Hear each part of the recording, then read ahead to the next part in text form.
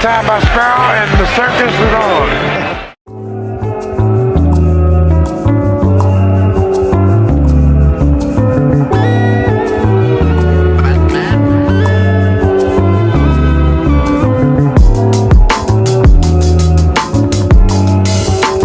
What's up, YouTube? It's Saturday night. You tuned to Ty's Life. I'm about to be reacting to the day Larry Bird showed Manute Bol who was boss. Yeah, about to get into the video. It should be interesting. Manute Bol seemed like one of those how they call it nowadays, unicorns. One of those players that were like really tall. He was like 7'4", 7'5", I think. Could shoot the ball. Could block, obviously, play defense, had long arms. Yeah, so we're about to get into it. Like, comment, subscribe. Yeah, let's go. The date was January 27, 1988. The Boston Celtics were at home in the Garden, hosting a Bullets team that brought size, scoring, and one of the most unique defenders the league had ever seen. Future Hall of Famer Moses Malone anchored the front court, while Jeff Malone handled scoring on the perimeter. But off the bench came someone who seemed like he belonged in another dimension entirely, Manute Bol. At 7 feet 7 inches with an 8-foot wingspan, Bol didn't play traditional defense. He erased angles. He warped spacing. And when he finally stepped on the court in the second quarter, he became the center of attention. But this script isn't about how tall Manute Bol was. It's about what happened when he tried to challenge Larry Bird, because Bird had already done his damage before Bol ever checked in. And when the two finally shared the floor, the matchup became something else entirely. It was length versus timing, height versus touch, instinct versus reach. Bird didn't blink. This isn't a game of back and forth highlights. It's a study in patience, confidence, and problem solving. Bird didn't just attack defenders, he dismantled them. And even when the most intimidating shot blocker in the league stood in front of him, he didn't adjust who he was. Because on this night, it didn't matter how tall the challenge was. Larry Bird was going to show exactly who was in control. Boston opened the game with their offense running exactly the way it was designed through movement, timing, and the hands of Larry Bird. On the first possession, Bird curled off a screen set by Robert Parrish. As the defense followed Bird, Parrish sealed his defender perfectly. Bird received the ball in stride, but didn't even glance at the basket. He immediately fired a sharp bounce pass inside, allowing Parrish to go straight up for a clean dunk. It was the kind of quick decision that didn't show up in highlight reels, but set the tone for what was coming. Shortly after, Bird made another impact play, not with finesse, but with anticipation. Moses Malone was trying to keep a loose ball in play, but Bird was already there. He reached in, took the ball right out of Malone's hands, and scored a simple layup at the other end. It wasn't glamorous, but it was pure effort, and it gave the Celtics an early edge. Bird's rhythm began to build from there. On one play, he looked like he was about to use a screen, drawing his defender into a false step. Instead, he cut sharply back toward the elbow, caught the ball in stride, and knocked down a smooth jumper. One of the more difficult shots came soon after. Bird used a back screen as a decoy, nudged his defender off balance, and created just enough separation to get into a one-dribble pull-up. It was heavily contested and off balance, but Bird hit it cleanly, the ball barely brushing the rim. The timing was precise, and the shot selection left no room for doubt. On the break, he remained active. Boston pushed the ball in transition, and even though Bird was barely open, he caught a pass in motion and knocked down an off-balance jumper without hesitation. He was reading the game at a different pace than anyone else on the floor. Not long after, Bird slowed things down. He took a couple of dribbles, backed his defender into the paint, and used his body to create a soft fadeaway angle. He rose and hit the jumper going left, showing how comfortable he was scoring in every spot on the floor. By this point, he was 7 for 7 from the field, but Boston kept going to him. On one possession, Danny Ainge drew the defense in with a drive and kicked it to Bird waiting in the short corner. He caught it and fired immediately, knocking it down without needing to square up. The Celtics then fed him in the post again, and Bird used his height and touch to rise over the defender and knock it down, drawing a foul in the process and converting the free throw. Just before the quarter ended, Boston ran a like watching Larry Bird get into his bag through their offense. It's kind of like very refreshing to watch because it's just pure basketball, like pure IQ, pure textbook basketball, like fundamentally sound basketball. even the sets they're running, the little sequences they're running, you can even see how Larry Bird kind of called a sequence when he put his arms out like this in the middle of the possession, went down to the baseline, got his pick, popped out, got into his shot, and then just rose up and shot it.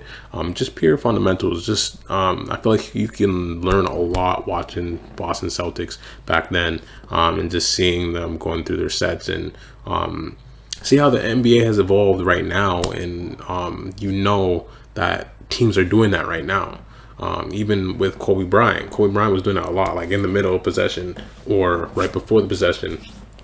He'll either do his ISO, do his or call the triangle offense right before he's about to do it, get into his little sequences. It's not like a play, but it's like a sequence inside of like the situations in the game. Depends on the situations. You read the defense, and then you call the sequence, and then you execute. So yeah, it's cool to watch. And yeah, I guess we're about to see what he does when Manute Bol gets on the court, because like going against a 7'7" guy with long arms, it's a challenge. I don't care if he comes off the bench. It's a challenge for sure. So yeah, we about to see. Executed curl set. Bird looped around the screen, caught the ball in stride, and finished at the rim. He ended the quarter with a perfect 10 for 10 shooting line, 2 made free throws, Wow. 22 points. Every Very shot efficient. looked different, but the result was the same Larry Bird in full command, playing with a level of confidence and control few players in the game have ever matched. As the second quarter got underway, it marked the first time Manute Bol stepped onto the floor. The 7'7" shot-blocking phenom was entering the game off the bench, and all eyes were immediately drawn to him. Just by standing in the paint, he altered the way Boston approached the rim. On one of the early possessions, he forced hesitation simply by being in position. Artis Gilmore looked to go up strong, but paused just long enough for the officials to call a 3-second violation. It wasn't a block. It didn't need to be. Manute's size was enough to start shifting decisions on the floor. But while Bol's impact was being felt defensively, Larry Bird was still in rhythm offensively. On one possession, he set a solid screen for Robert Parrish and instantly recognized the opening left behind. As Parrish rolled, Bird popped out, caught the pass in rhythm, and hit the jumper before the defense could recover. It was textbook execution, anticipation, awareness, and poise. The Celtics then ran a familiar floppy set. Bird 100%. drove off the screen, gathered the ball in motion, and floated in a soft, one-footed jumper from mid-range. His balance, even in motion, never wavered. It was another clean make. Later in the quarter, his defender gave him just a sliver of space on the catch near the perimeter. That's all he needs. Didn't hesitate. Even with a foot on the line, he rose up and let it go, draining another shot with full confidence. Moments after, he found himself in the low post, being guarded by a smaller man. No fakes, no wasted movement, just a turn and pull up. Yep, and a turn and rise up. Fell softly through. At the half, Bird had already piled up 32 points, and though Manute Bol was starting to make his presence known, there was no slowing Bird down just yet. The third quarter continued with Boston riding the hot hand. On a familiar floppy set, Bird curled around a screen set by Parrish, and with his defender caught just a step behind, he rose up from the short corner and knocked down the jumper in rhythm. It was a shot he'd hit countless times before, and this one was no different, pure and confident. Washington looked for a response inside, and it was Manute Bol making his presence felt again. On one sequence, he held his ground as Kevin McHale tried to work his way into a shot near the rim. Bol's length forced McHale into an awkward release, and the ball clanked off the iron. His defensive awareness didn't go unnoticed, though later in the quarter, he was whistled for an illegal defense, caught lingering too far from his man in the paint. Meanwhile, Bird kept going, posting up Jeff Malone, who gave up both height and strength. Bird pivoted cleanly to the middle, absorbed the bump as he fell forward, and still managed to make the shot for the and one. The Celtics kept pushing the pace after a stop, and it was Bird again who made the next big play. Stripping Jeff Malone clean near half court, Bird raced ahead in transition. Kevin McHale found him in stride, and despite Bol rotating late to contest the finish, Bird laid it in with a soft touch off the glass. Bird's next moment was a quick jab and fire. With his defender giving him just enough space, he didn't hesitate. He rose, released, and buried yet another jumper. By the end of the quarter, Bird was still the most... Honestly, I'm gonna be honest. We know how Bird gets in his offense. He's going through the motions. It's second nature to him. It's just like, okay, get to the spot, raise up. If it's not there, spin off the defender, or take one step, or take a couple dribbles, get into the key, and do his fader. All of that, and then get to the post, do a spin around jumper if it's a smaller guy. All of that.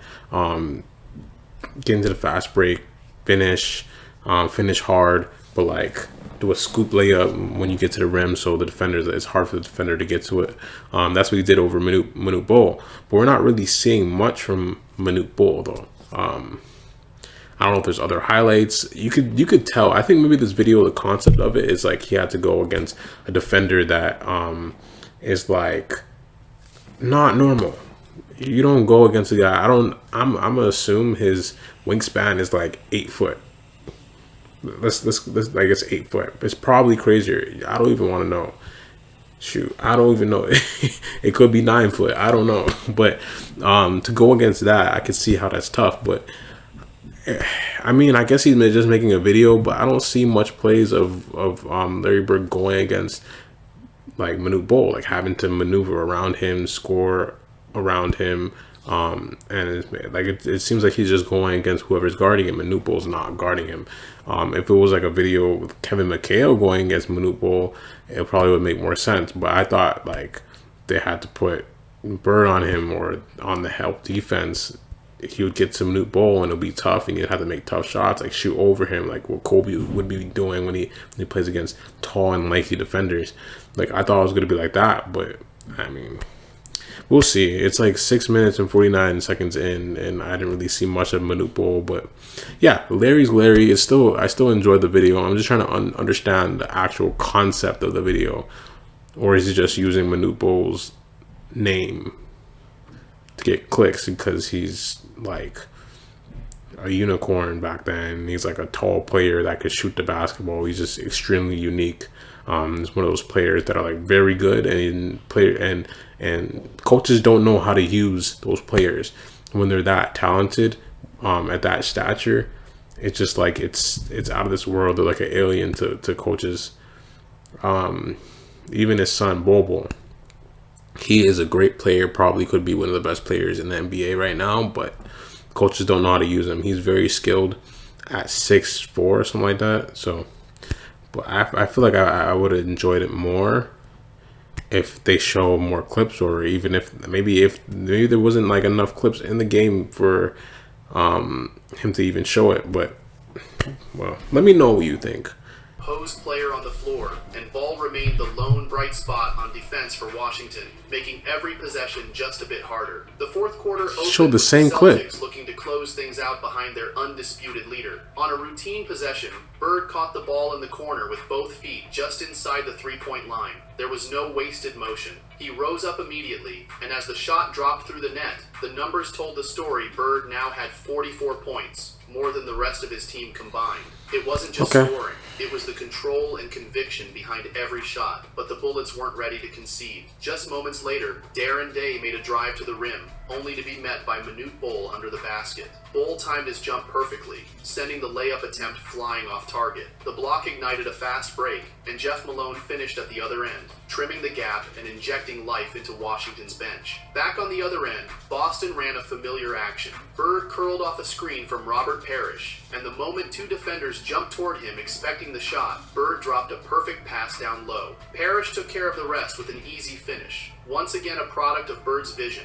and understanding of defensive reactions. Ball wasn't done. On the next trip, Parrish found himself with a bit of space and pulled up for a jumper, but Ball got just enough of it to alter its flight. Later, he made an even bolder statement, rising to meet Parrish at the rim and cleanly rejecting a dunk attempt. It was one of Ball's most impressive plays of the night. With under 2 minutes remaining, the Celtics looked again to Bird. Matched up against Bernard King, he spun toward the paint and was immediately grabbed as he rose. The foul sent him to the line, where he How do you even know both shots. Bernard King played for the Bullets? Final contribution. Fouled on a defensive rebound, he went to the line and confidently knocked down both free throws with just 40 seconds left. cutting the lead to 2 and giving the Bullets a chance. But in the final moments, Boston held firm. The Celtics would go on to win 106-100, with Bird's brilliance and Bole's late resistance shaping the dramatic conclusion. By the final buzzer, it was clear this game had turned into something more than just another regular season matchup. Larry Bird had reminded everyone why his prime wasn't just great,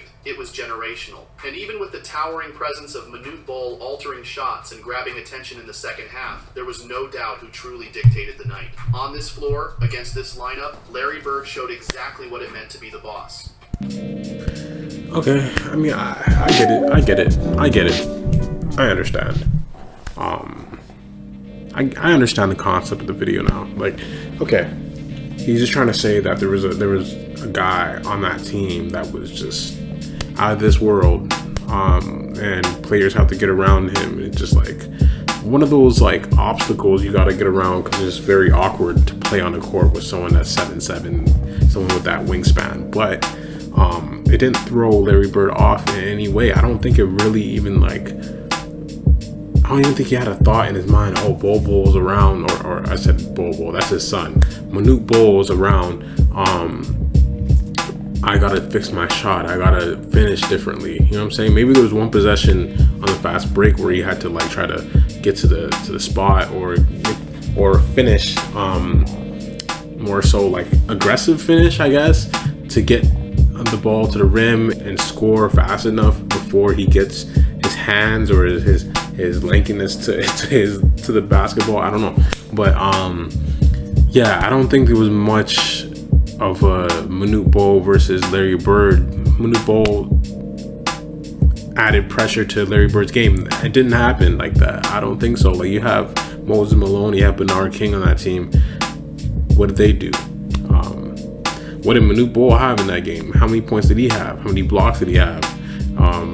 It seemed like he had like one block, and then the other ones were like he was stopping defenders. But like, honestly, all in all, I think it was his supporting cast that Manute Bol was giving problems. I don't think it was Larry Bird at all. Like, he didn't even see Larry Bird. Most of the clips I saw, if Larry Bird did see him, and he had to close out a bunch of times, Larry Bird had to shoot over him, it should have been in the video, but I didn't see it. So yeah, but that was okay video. I mean, I don't know. I guess I feel like he just put Manute Bol's face up there because it's like everybody knows Manute Bol. He's someone in history of basketball that you would know based off of just his stature and what he brought to the game and how skilled he was. But I feel like it's just the history tells itself, like, or the history plays out like this plays out in any generation. Like, is this a tall, lanky guy that's super skilled that a coach doesn't know how to use him, and he doesn't really get minutes? He uses him at the end of the game. You think he could put him at the end of the game to throw something off, like a secret weapon, but you really don't even have him in your offense like that to even make an impact. He's just gonna derail some players and make them shoot tough shots and uncomfortable shots, but it's like you're not really using them right. Same thing with his son. They're not using him right. He's probably one of the most skilled guys at that size to like ever touch a basketball, I believe, but they don't use him at all. Like, there's talent wasted, you know what I'm saying? So it's, I feel like that's one of those situations, like talent wasted, and it's kind of annoying watching this video. It's like, oh, Larry Bird against Manute Bol, but it's like, no, they're not even using the man. Like, yeah, why do you have a 7'7" guy that can shoot the ball and play defense like that come off the bench in the second quarter? Like, come on now. But it's like, we saw the ending. They put him in the game, he played, but I didn't see much clips of him trying to like stopping Larry Bird at all. Like, it wasn't even close. Like, it wasn't like Larry Bird didn't even see him through the game. Like, you know what I'm saying? So yeah, let me know what you think in the comments. If this video, if you understand the concept of this video. I kind of do, but it's like, it seems like the video is more of like a clickbait type of thing. But I don't want to talk bad on someone's channel. But like, yeah, it's a little crazy. Yeah, I got some like new information. I guess Bernard King and Mo Malone play on the same team, and Manute Bol. The record wasn't very good. They weren't really a good team. So 16-22, I think that's what the record was. But yeah, but it was still good watching Larry Bird get into his bag, get to his mid range, get to his post up, his finishing, and just seeing him work throughout the offense and get sequences, and call sequences in the middle of possession. Say, oh, we're gonna stop here. You're gonna give me a pick. I'm gonna curl down and pop up and get the shot mid range. It's just that easy, just fluid, just pure basketball. So yeah, that was nice to watch Larry Bird go to work, and then I guess see Manute Bol derail some shots and make people uncomfortable in the key. So yeah.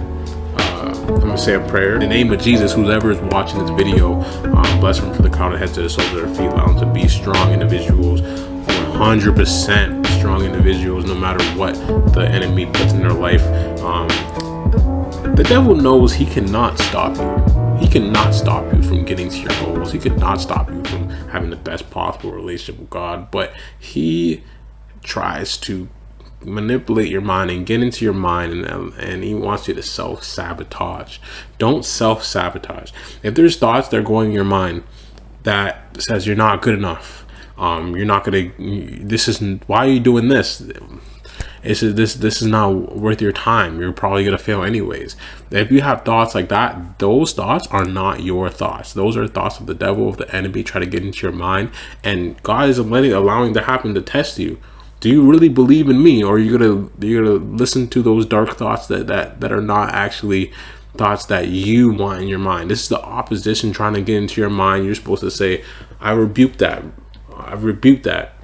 I rebuke it. Resist the devil, and he will flee. Therefore, submit to God, resist the devil, and he will flee. That's the scripture. That is literally in the Bible. So you have to really understand that you have to resist those thoughts, those negative thoughts. Don't pay any mind to it. Ignore it. And then replace it with good thoughts. Replace it with thoughts like, I'm going to lean on God and everything is going to work out. God's got me. Tell yourself, God's got me. God has got me. God always has me. He's always going to be who he is, no matter what the situation is. So yeah, you have to have that mindset. You have to have the faith, and everything will fall into place. So in the name of Jesus, I pray. I bless everybody that's watching this video. Amen. So stay blessed, stay lit, and I'm out.